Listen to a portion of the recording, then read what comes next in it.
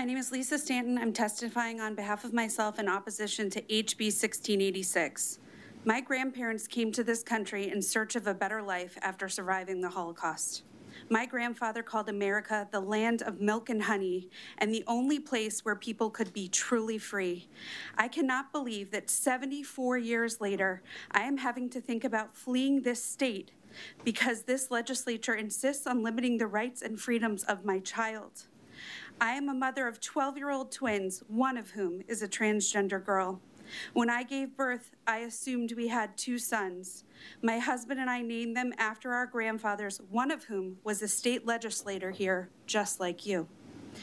Even though we dressed our kids alike and provide the same environment to both children, our daughter consistently and persistently told us she was a girl.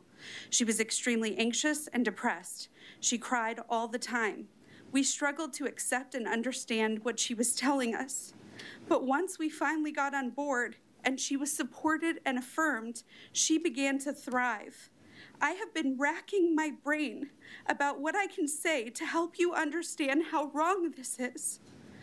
You are not experts in this field, and yet you have positioned yourselves to make decisions about what medical care my child can have access to. Do you really think you could possibly worry more about my child than I do? Do you really think you are better equipped to make determinations about what is appropriate treatment for her than her own parents or doctors? It is not the place of our government to dictate medical policy.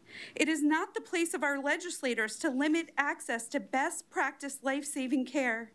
We have so many problems in this world and in this state that need fixing, and yet you all seem so focused on interfering with the lives and liberties of such a small percentage of the population.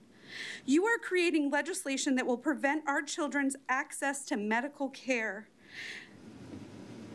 We have the right to decide what is best for our own children, and we deserve privacy when making those decisions. I am begging you to please leave us alone and focus on the issues that affect everyone in this state. There are plenty to choose from.